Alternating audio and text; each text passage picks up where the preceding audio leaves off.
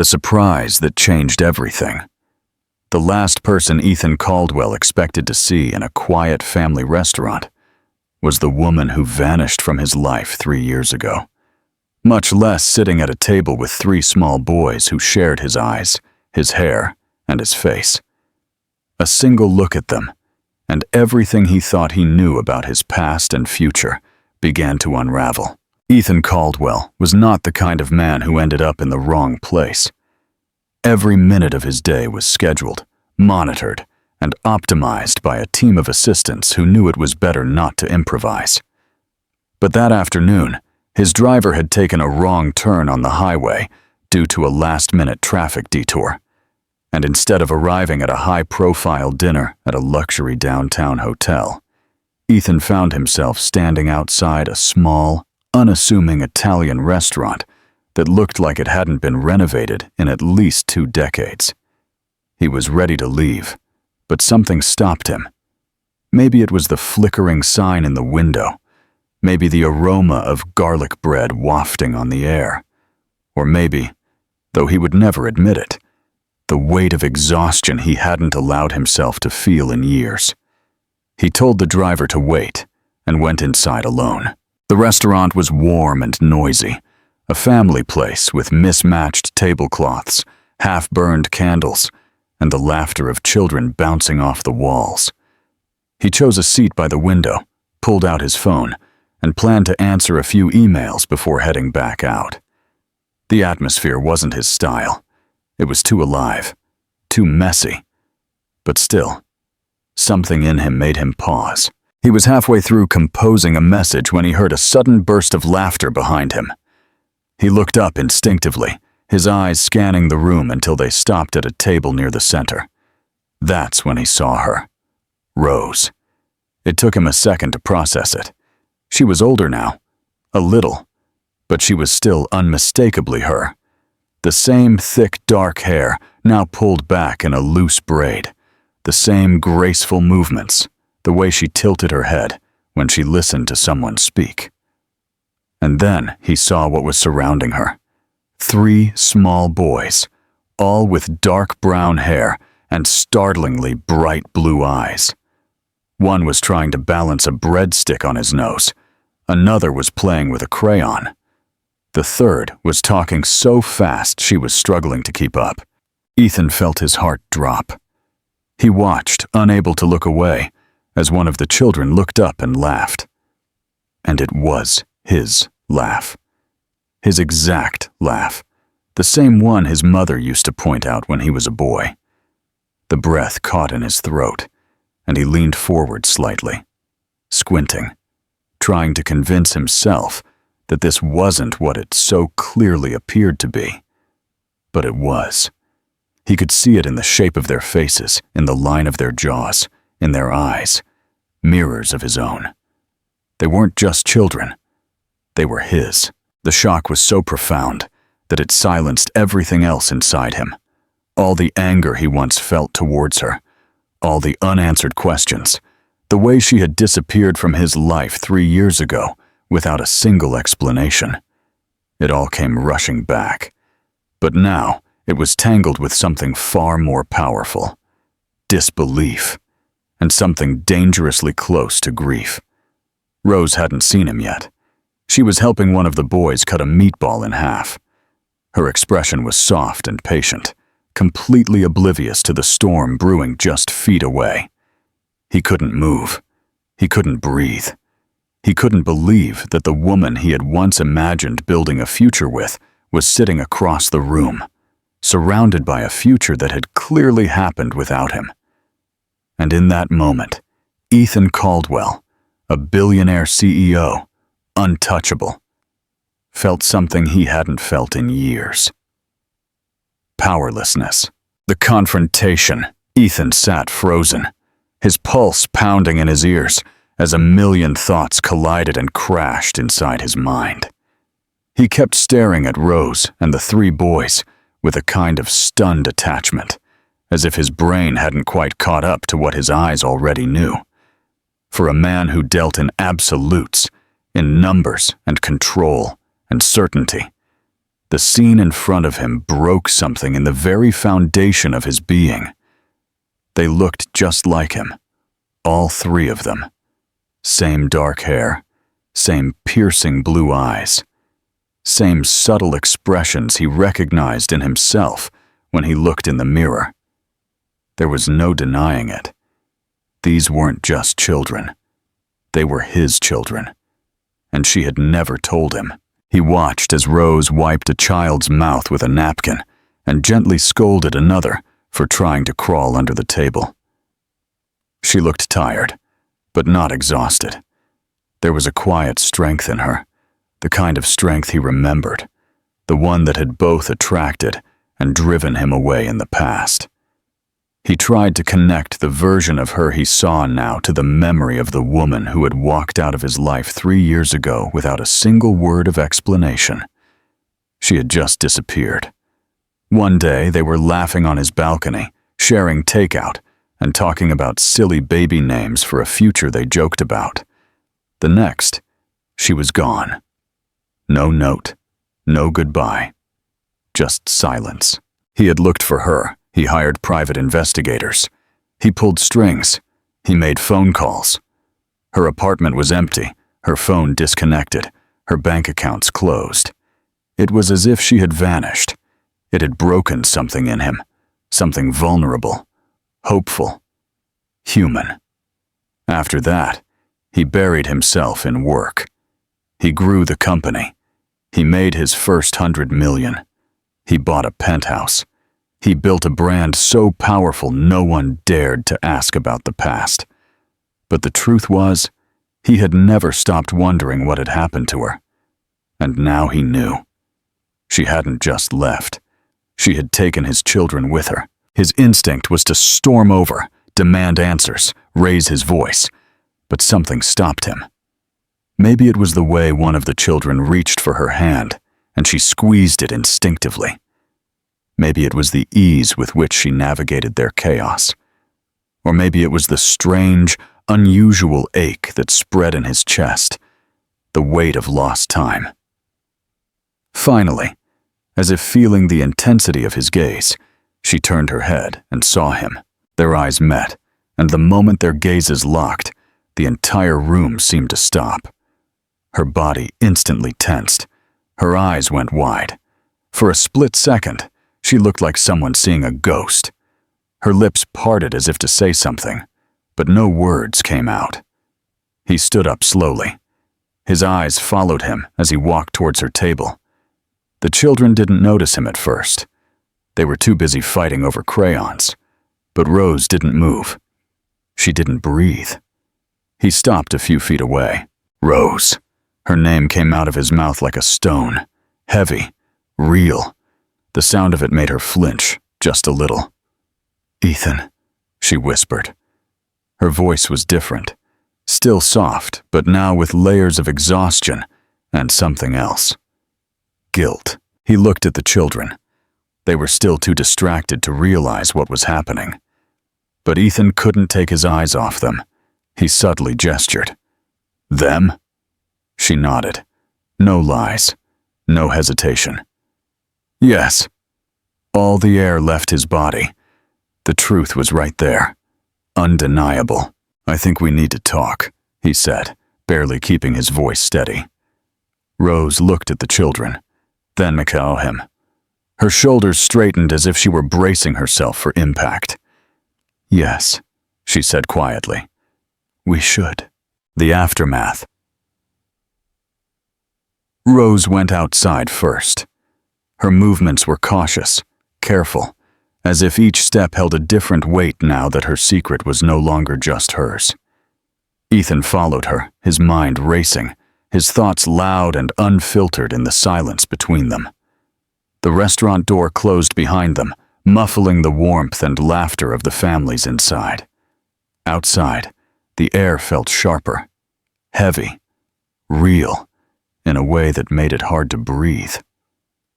They stood near the edge of the sidewalk, just out of view of the restaurant windows.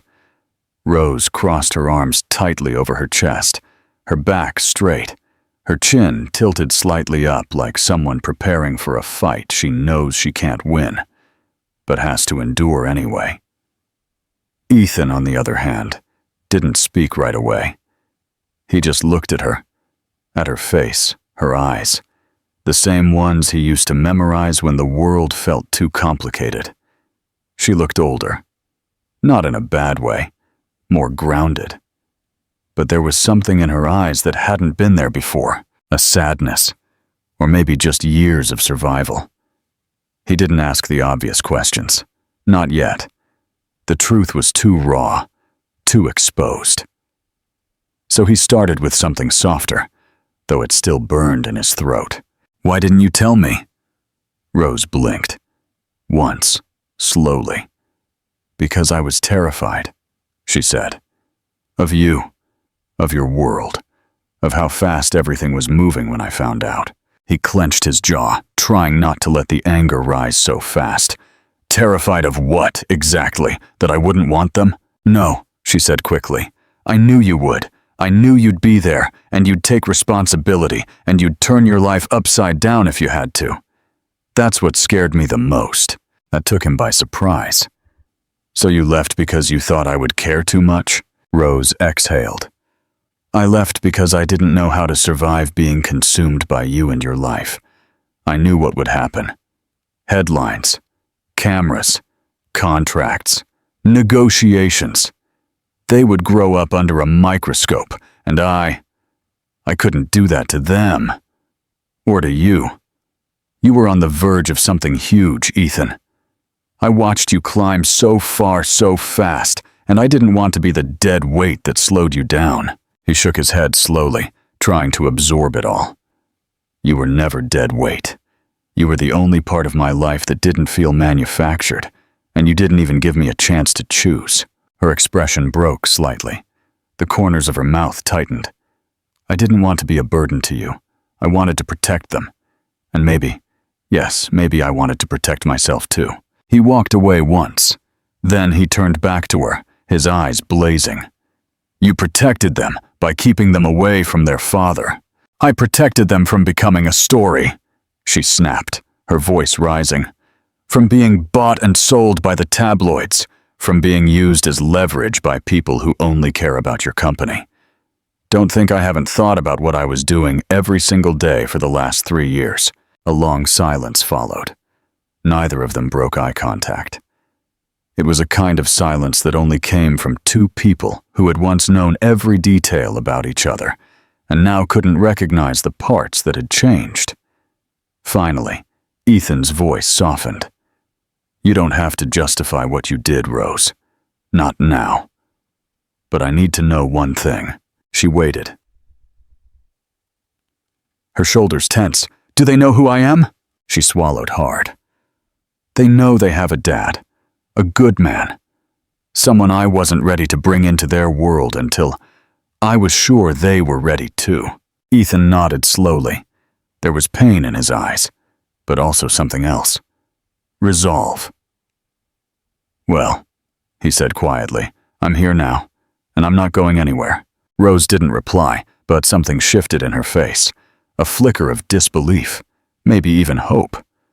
She looked away slightly, glancing through the window at the table where the children were still sitting, completely oblivious that the axis of their world had just begun to shift. When she looked back at him, her voice was just a whisper. "I don't know how to let you in, Ethan." "Then let me figure it out with you," he said. And for the first time since she had walked away from him, she didn't run. A new beginning. The next morning, Ethan couldn't concentrate on anything. His phone vibrated with meeting reminders, emails piled up unanswered, and his assistant called twice to ask if he would be joining the board call. He ignored them all. His thoughts were still at that small restaurant, still standing on the sidewalk in front of Rose, still caught in the silence that followed the truth. For a man who made decisions in seconds, who negotiated multi-million-dollar deals before breakfast, he was now trapped in indecision, unsure how to take even the next step. He no longer knew what the rules were. He had children. 3 boys, his boys. and he had missed everything. Their first steps, their first words, their first birthdays. All of it was gone, swallowed up in years he couldn't get back. The thought hollowed him out in a way that scared him, not because he felt guilt, but because he realized how much he wanted something he had never even imagined before. He didn't just want to know them. He wanted to belong to them in a way that had nothing to do with money, or legacy, or name. Early that afternoon, he drove back to his car, parked a block from Rose's modest apartment building. It wasn't in a bad area, but it was clear that she had chosen simplicity, privacy, safety. He hadn't told her he was coming. A part of him knew she might not open the door, but he needed to see them again, even from a distance. When he saw her come out with the children bundled in light jackets, his breath caught. They were all holding hands, a barely organized chaos, chattering to each other, pointing out birds, leaves, the sky. Rose saw him right away. She didn't look surprised. She hesitated. Then she walked toward him, her stride slow and deliberate. The children followed her like ducklings, two pulling on her arms and the third lagging behind, distracted by a stick he had found. "We're going to the park," she said when she reached him. Her voice was neutral, but not cold. "You can walk with us, if you want." He nodded, trying to hold back the gratitude that welled in his chest. "I'd like that." They walked together in an awkward silence at first. The children ran on ahead, chasing each other. Ethan watched them like someone seeing magic unfold. Every move they made felt surreal to him. He had missed so much. Finally, one of the children, the smallest one, fell. Rose moved to go forward, but Ethan was faster. He knelt down, gently checking the child's hands for scrapes. "Hey," Ethan said softly, brushing the dirt off. "You okay, little buddy?" The child looked at him, his eyes big and bright. "I'm not a buddy," he said with a pout. "I'm Leo." Ethan froze. Rose smiled faintly from behind. "That's Leo," she confirmed. "Ben is the one in red, and Max is the one who never listens." Ethan felt something shift in his chest. "Hey, Leo," he said again, softer now. I'm your dad." The boy tilted his head. "Really?" He nodded. "Yeah, really." Leo studied him for a long second, then without warning, wrapped his small arms around Ethan's neck. It wasn't planned. It wasn't rehearsed. It was just a moment, a child's instinct, and it undid him. Ethan stayed crouched long after Leo ran ahead. Rose was beside him now, her expression unreadable, but her arms were no longer crossed. She didn't speak, and he didn't either. It wasn't necessary. He felt it in the silence between them, something starting over again. Back at the apartment, she invited him up.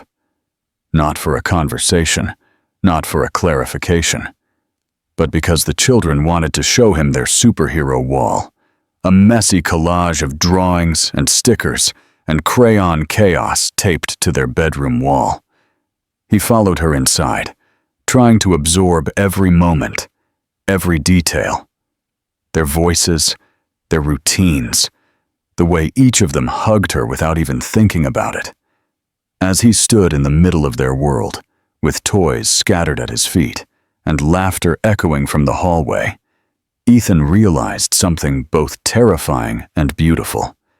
He didn't want to be a visitor in their lives. He wanted to stay. A quiet transformation. Ethan began showing up every day, though never uninvited. He would text Rose first, always asking, never assuming. And each time she replied with a simple yes or a short, polite answer, she was leaving the door a little bit more ajar. The children didn't question his sudden presence in their lives. Children don't have the hang-ups that adults do. They accepted him the same way they accepted everything else in their world. With an open curiosity and a kind of honesty that made Ethan feel like he was relearning how to live from scratch. He learned that Leo liked dinosaurs, that Ben could name every planet in the solar system, and that Max had a quiet side, but would open up when someone really listened to him. At first they called him Aiden, which hurt him more than he let on. He never corrected them. He didn't want to force anything. But one afternoon, after he helped Ben build a spaceship out of cardboard boxes in the living room, Max sat down next to him, leaned in, and said in a low voice, "Are you going to be my dad now?" The question hit him harder than any boardroom ambush. He looked into Max's serious blue eyes and answered the only way he could. "If you want me to be." Max nodded and didn't say anything else. But later that night, all three children began calling him Dad, without ceremony, without warning. Just a shift, as simple and profound as turning a page. Rose watched it all in silence. She still kept her distance, not emotionally cold, but hesitant. She had spent years building a world around her and her children, walls that protected them from a world she once believed could destroy them. Now that world was in her living room, making peanut butter sandwiches and fixing broken toy trucks with tape and determination. The next few weeks became a quiet transformation that neither of them had expected. Ethan began to show up in the children's lives regularly, not as a force or an interruption, but as a constant. Rose, cautious as ever, kept her walls up at first, offering no more than was necessary. And Ethan didn't push. He knew she was waiting to see if he would disappear again, if his presence was just another performance, another temporary flash in the pan from a man who lived in a world built on control. But this time, he had no exit plan. He would show up on Sundays for trips to the park. He would bring art supplies and join in on the painting sessions, his fingers that closed million-dollar deals now covered in glitter and glue. He would help build blanket forts in the living room and learned quickly that Ben hated peas, Max loved dinosaurs, and Leo insisted on being called Captain Lightning at least once a day. They didn't question him. They just accepted him, as if he had always belonged there, as if they were just waiting for him to arrive. That acceptance broke him in the quietest, most powerful way. Rose watched it all with wary eyes. She had never seen him like this before. The man she remembered from their past was polished, reserved, a little distant, even in his affection. But this version, this man kneeling on the floor, tying shoelaces, making up bedtime stories, staying after they had fallen asleep just to sit in the silence, was something else entirely. She didn't know what to do with it. Every part of her that had hardened to survive now felt exposed. Not because he was demanding anything, but because he wasn't. One night, after the children had finally gone to sleep, Rose walked into the kitchen and found Ethan doing the dishes in silence. He hadn't asked. He hadn't said a word. He had just rolled up his sleeves and started cleaning. The sight of him there, out of his element, and yet somehow perfectly at home, took her by surprise. "You don't have to do that," she said, leaning against the doorframe.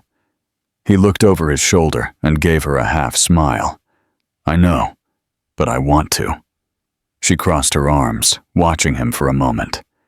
"You were always good at doing what you wanted." He turned off the faucet, drying his hands slowly before facing her. "Not always. I was good at doing what I thought I was supposed to want. There's a difference." She didn't reply right away. Her guard was still up, but something in her chest was softening, no matter how much she fought it. "I don't know how to trust this. Any of this." "I know," he said softly, "and I'm not asking you to trust me overnight. Just let me be here. Let me prove it." She looked down at the floor. "You missed everything. Their first words, their first steps, their birthdays, their fevers, their tantrums. You missed all of it." He nodded. "I know, and I'll never get that time back. But I'm here now, and if you let me, I won't miss anything else." Silence filled the space between them. But it wasn't cold. It was thick with something unsaid, something that was throbbing and alive. She wanted to believe him. She wanted to let him back in. But the risk terrified her. Because loving him again wouldn't just be her heart on the line, it would be 3 others as well. Ethan took a step forward, not too close, not touching her, just close enough for her to hear him completely. "I'm not the same man you left, and maybe you aren't the same woman, but maybe that's okay." She looked up then, meeting his eyes. There was no performance in them, no ambition, no strategy. Just truth. "I need time," she said finally. "You can have all the time," he replied. And with that, she nodded. It wasn't a promise, it wasn't forgiveness, but it was the first real step towards something they both thought was lost, something fragile, but worth the attempt. A new chapter. As the days turned into weeks, a new kind of rhythm began to form. It was uneven, uncertain, but it was real. Ethan became a part of their daily lives, not with grand gestures or dramatic declarations, but in small, deliberate ways. He started showing up early enough to help the boys get ready for school, and stayed late enough to read bedtime stories, even when work demanded his attention elsewhere. He didn't try to buy their affection. He didn't overwhelm them with gifts or flashy distractions. He just showed up, over and over again, with a quiet consistency, as if each moment were an opportunity to win back a piece of the time he had lost. Rose watched it all with a cautious heart.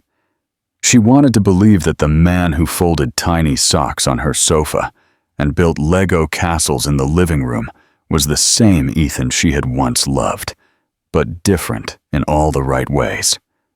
However, the fear never left her completely.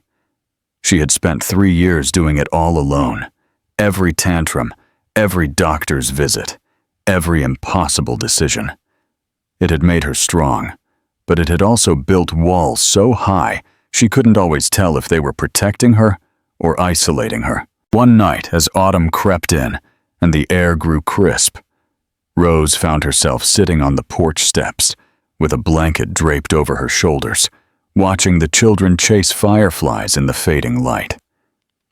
Ethan sat beside her, his elbows on his knees, his dress shirt sleeves rolled up, quiet and comfortable in the kind of domestic setting that would have once felt foreign to him. "They talk about you all the time now," she said after a long silence. "Even when you're not here." He looked at her, his expression unreadable. "What do they say?" She smiled softly. "Leo says your voice sounds like Batman's. Ben thinks you can fix anything. Max asked me if you know how to fly a plane because, and I quote, 'You're rich, and rich people do that stuff.'" Ethan laughed, but there was emotion behind it. "They're amazing." "They are," she said. "And they're mine. Every breath, every scar, every inch of them. I didn't do it perfectly, but I did it with everything I had." He looked at her, his expression solemn now. "I know, and I never doubted that. Even when I was angry, even when I didn't understand why you left, I knew you were doing what you thought was right." Rose's eyes glistened in the dim light. "I still don't know if it was. I just knew I couldn't raise them in your world. Or maybe I just didn't know how to." Ethan sat up straighter, his voice low but firm. "Then let's make a new one. Not mine, not yours. Ours. One where they can grow up without having to unlearn who they are." She looked at him for a long moment, her fingers clutching the edges of her blanket. "I don't want to raise them with someone who might leave when things get hard. I walked away from everything except you," he said. "The one thing I regretted losing was what we had. And now, them. You. This. I'm not leaving. Not this time." It was the most vulnerable thing she had ever heard him say, and it broke something inside her. That night, after the children were asleep and the house was quiet, she handed him a folded piece of paper. On it were the children's birth certificates. His name was not on the list. Until now, it hadn't been. "I'm ready for them to know who their father is for real," she whispered. "Legally, completely, not just in stories." Ethan looked at the paper for a long time, overwhelmed by the weight of what it meant. This wasn't just about paternity. It was about forgiveness, about trust, about being invited into a space that had once been completely closed off to him. He looked at her again, his voice soft but sure. "Thank you." Rose nodded, and for the first time there was no hesitation in her eyes. They were building something now, not starting over, because what they had before was gone. But what lay ahead was something new, something neither of them had ever imagined they would get a second chance at. And it was worth every difficult conversation, every scar, every silent night. A forever kind of love. The legal process moved slower than Ethan expected, but he didn't complain. Every meeting with the lawyer, every signature, every background check. It all felt like steps toward something solid, something that couldn't be taken away from him this time. He sat through each one with a kind of quiet reverence, as if the paper trail was finally catching up with the truth he had come to feel in his bones. He was their father, and not just in memory or biology, but in presence, in choice. In every morning he helped them get dressed, and every night he stayed to read until they fell asleep. Rose watched the transformation in silence, still unsure how to label what was happening between them. They didn't get back together, not officially. There was no kiss, no romantic declarations. But Ethan was at her house almost every day. He knew where the cereal was, which child needed their blanket warmed in the dryer before bed, and which one still woke up with nightmares. He folded laundry while she caught up on emails. He learned to make pancakes with smiley faces, and he once even braided Rose's hair in the chaos of a rushed morning when one of the children asked, "Why doesn't Mommy get a turn too?" One night, after a long day, the children were put to bed early, and a rare silence fell over the house. Ethan was on the porch again, this time with a notebook open on his lap. Rose came out with 2 cups of tea, one of which she handed to him without a word. He took it, surprised by the gesture, and looked at her with a tired but grateful expression. "What's that?" she asked, pointing to the notebook. He hesitated before replying. "Names. Names for the trust fund I'm setting up, not just for them, for others like them. Children raised by strong mothers who did it all alone." Rose didn't reply at first. She sipped her tea and looked at the quiet street. "I never wanted your money," she said finally, softly. "I know," he said. "That's why I want to give it away." She looked at him then, and there was a silence that passed between them, the kind filled with meaning, but not yet with resolution. She still didn't know what to do with all of it, how present he had become, how gentle, how different. She wanted to believe this wasn't temporary, that it wasn't an overcorrection fueled by guilt, but a voice deep inside her still warned her to be careful. "Why are you really here, Ethan?" she asked suddenly. "Is it just because of the children?" He didn't answer right away. He closed the notebook, set it aside, and turned to face her completely. "No," he said. "It started with them. But it's not just them. It's Yudo." Rose exhaled slowly, her heart beating in a way that felt both old and unfamiliar. "I don't know if I can go through losing you again," she admitted. "If I let this go too far and it falls apart, it won't just hurt me. It will hurt them too." "I'm not asking you to jump," he said, "just to walk with me." "What if I can't?" "Then I'll just keep walking anyway," he said. "With or without the title, or the label, or anything else. I'll be here, because this is where I should have been all along." His throat felt tight. He wasn't trying to win her over. He wasn't even trying to persuade her. He was just telling the truth. That night, she didn't ask him to leave. And when he stayed, sleeping on the couch, wrapped in one of the children's superhero blankets. It wasn't because he had to, or because he insisted. It was because, slowly and quietly, he was becoming home. The winter came in gently that year, bringing early darkness and quiet, frost-covered mornings. The children were old enough now to notice the change in the air, to get excited about coats and gloves and the promise of snow. Rose found herself watching them more than usual. The way they ran into Ethan's arms the moment he walked through the door. The way they leaned on him, as if they had always known he would be there. It still took her by surprise sometimes. How natural he looked. How simple. But there was nothing simple about what it took to get there. She had built this life brick by brick with her own hands. And somehow, without warning, Ethan had walked back into it and become a part of the foundation. One night, close to the holidays, the house was buzzing with energy. The children were helping to decorate a small tree Rose had bought earlier in the week, each of them arguing over who would hang which ornament. Ethan sat on the floor among them, smiling through the chaos, untangling a string of lights that had no intention of cooperating. Rose stood in the doorway with a mug in her hands, watching the scene, allowing herself to feel the weight and warmth of it. Later, after the children had finally fallen asleep, and the house settled into that rare kind of quiet that only came after a full, happy day, Ethan found her sitting on the edge of the bed she used to sleep in alone. She didn't speak when he came in.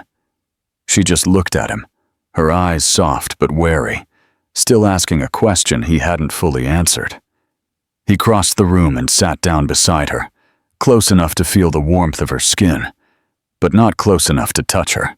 "You don't have to say anything," he said, "but I think I should." She looked at him, waiting. "I didn't come back to fix the past," he said. "I can't. I lost too much time, and I'll never get it back. But I can be here now, and I want to be. For you. For them. In whatever way you'll let me. No pressure. No deadlines. Just the truth." Rose looked down at her hands for a long moment before speaking. "You know, I used to dream about this. About you coming back. But in the dream, I was angry. I yelled. I made you earn it." He smiled softly. "That sounds fair. But now that you're here," she continued, "all I feel is tired. Tired of holding everything up on my own. Tired of being afraid to need someone." "You don't have to be afraid," he said. "Needing someone doesn't make you weak. It makes you vulnerable." "Then be vulnerable," he said quietly. "With me." She looked at him.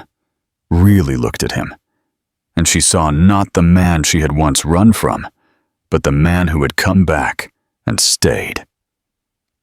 The man who braided hair with clumsy fingers, who read bedtime stories with too much expression, who kissed scraped knees and tied tiny shoes without expecting applause.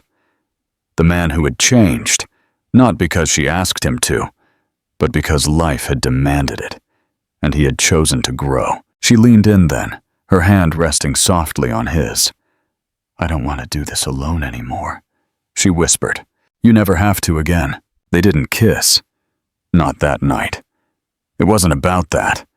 It was about the way her head rested on his shoulder moments later, the way his hand found hers and didn't let go, the way the silence between them was no longer silence, but peace. The weeks passed. The paperwork was finalized. Ethan's name was written, legally and forever, alongside theirs. He moved into a small house 2 blocks away, giving Rose space, but never too much. They co-parented with ease, with warmth, with laughter, and slowly, the love that had once been buried under years of pain and distance began to take root again. Real this time. Stronger because of all it had survived. One quiet Sunday morning, as the snow fell outside, and the children were snuggled between them on the couch, cartoons playing low on the screen, Rose looked at Ethan and didn't see the man he had been or the mistakes he had made. She saw the man who stayed, the man who showed up, The man who, against all odds and after every storm, had come home.